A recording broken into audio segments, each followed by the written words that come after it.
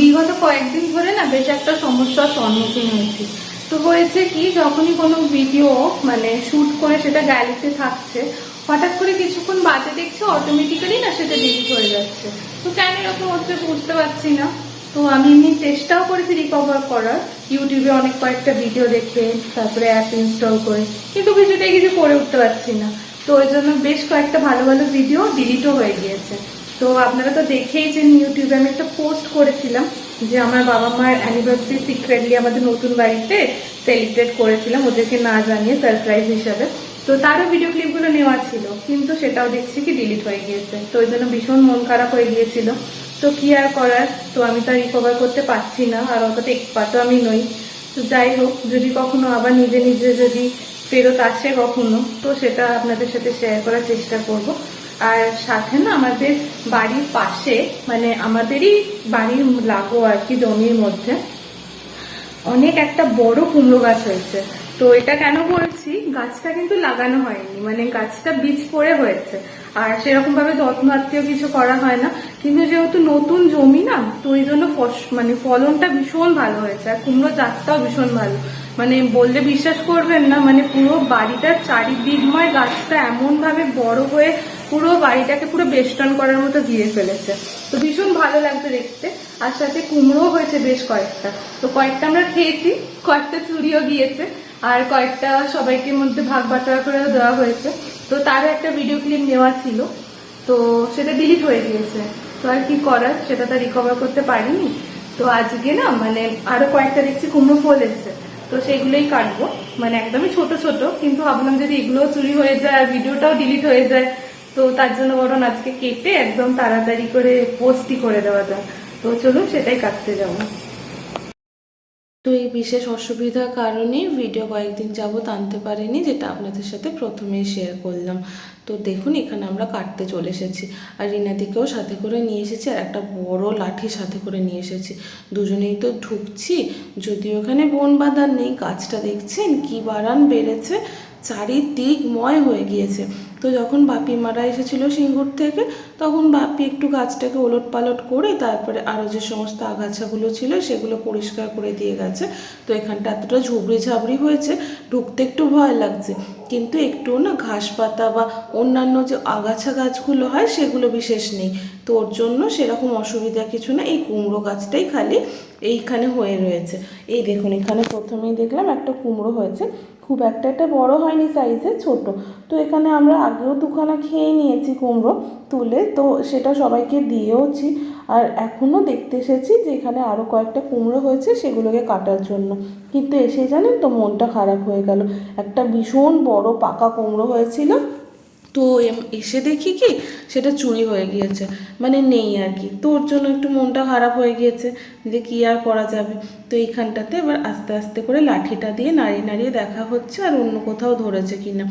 বেশ কয়েকটা ধরেছে, কিন্তু সেগুলো সেরকম বড় হয়নি। আর এই কুমড়োর জাতটা এত ভালো না, যে রান্না যখন করা হয়েছিল ভীষণ সুস্বাদু খেতে হয়েছিল। আর সাথে সাথে এটা কিন্তু মানে খুব মিষ্টিও। তো অন্যান্য একটা কুমড়োর জাতে হয় কি অতটা মিষ্টি হয় না বা পানসে মতো হয়, কিন্তু এই কুমড়োর জাতটা খুব ভালো। তো যদিও এটা বীজ পড়ে হওয়া গাছ, কিন্তু দেখে মনে হচ্ছে যেন লাগানো আর কত যত্ন আত্তি করা। নতুন জমি তো ওই জন্য এরকম ফুলে ফেপে হয়েছে আর চারিদিকময় হয়েছে, কিন্তু কুমড়োগুলো চুরি হয়ে গিয়েছে। আগেও একটা হয়েছে, আর বড় সব থেকে পাকা কুমড়োটা সেটাও চুরি হয়ে গিয়েছে। তো ওর জন্য একটু মনটা খারাপ লাগছে, কিন্তু কী আর করা যাবে। তো ওই জন্য আমরা আস্তে আস্তে বা ফেরার পথ ধরছি, রিনাদিকে বলছি ছেড়ে দাও, কী আর করা যাবে, এই কচি কুমড়োটাকেই বরং কেটে নিয়ে চলো। কচি কুমড়োর তরকারিও খুব একটা খারাপ খেতে লাগে না, একটু বেশি করে মিষ্টি দিয়ে আর একটু ছোলা বাদাম দিয়ে করলে কিন্তু বেশ লাগে। আমার কুমড়োর তরকারি খেতে ভীষণ ভাল লাগে, মুড়ি দিয়ে রুটি দিয়ে সব কিছু দিয়েই ভাল লাগে। আর ছেলেদের তো ঝোল হয় রোজ দিন, তো সেখানেও একটু আধটু দেওয়া হয়। তো সমস্ত মানে ভেজিটেবলসই আমাদের বাড়িতে খুব বেশি করেই খাওয়া হয়, শুধু কুমড়ো বলে না, কুমড়ো, গাজর, পেঁপে, বিনস সব কিছু। তো বাপিরা যখন আগেরবার এসেছিলো, বাপিদের ওখানে তো অনেক সবজিপাতি হয়, বাপি ওখান থেকেও বেশ অনেক সবজিপাতি নিয়ে এসেছিলো। তো যেহেতু বলেছি বড় কুমড়োটা চুরি হয়ে গিয়েছে, তো আমাদের কথা শোনেননি, জ্যোতির্মা আবার নিজে গিয়ে গেছে, বলছে আমি যাব গিয়ে দেখবো কুমড়োটা আছে কিনা। তো ও দেখে বললো হ্যাঁ রে চুরি হয়ে গিয়েছে। তো আর একটা কচি কুমড়ো হয়েছিল, ও কেটে নিয়ে চলে এসেছে, বলছে রিয়া ওটাকে আর রেখে লাভ নেই, ওটাও কোন দিন দেখবি হাপিস হয়ে গেছে, তো এগুলো তো মোটামুটি খাওয়ার মতো হয়েছে, তাহলে বরং নিয়ে চলে আসি, খেয়ে নিবি, তারপর যাকে যা দেবার একটু আধটু দিয়ে দিবি। আর এই দেখুন এখানে না বেশ কয়েকটা কই মাছ আনা হচ্ছে, আসলে এখন বেশ কয়েকদিন বৃষ্টি হচ্ছে তো, আর বৃষ্টি হলে তো জানেনই এই কই মাছগুলো পুকুর ছেড়ে বেরিয়ে আসে, আসলে তখন এগুলো না উঠে আসে।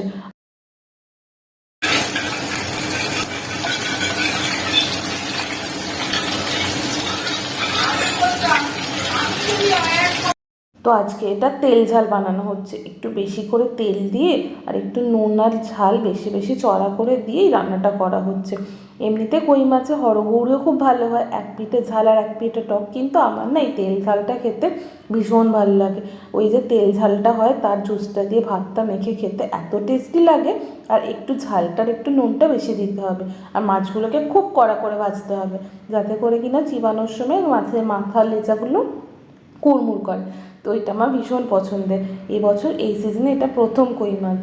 জানেন আমার বাপের বাড়িতেও না পুকুরে আগে কই মাছ অনেক হতো, তখন কি হতো বলুন তো, যখন বৃষ্টি হতো তখন না ওই কই মাছগুলো পুকুর ছেড়ে সমস্ত বেরিয়ে চলে আসতো, আর আমি আর আমার মা যখন বাইরে যখন বেরোতাম বা জানলা দিয়ে দেখতাম, দেখতে পেতাম কি এক একটা কই মাছ এরকম উঠে উঠে চারিদিকময় ঘুরে বেড়াচ্ছে, আর আমি আমার ছুটে ছুটে গিয়ে তখন কই মাছগুলোকে ধরতাম আর এক জায়গায় দিয়ে রেখে দিতাম, তারপরে অনেকগুলো যদি একসাথে হতো তখন রান্না করা হতো, আর সেটা ভীষণ আনন্দও হতো আর অপূর্ব স্বাদ হতো।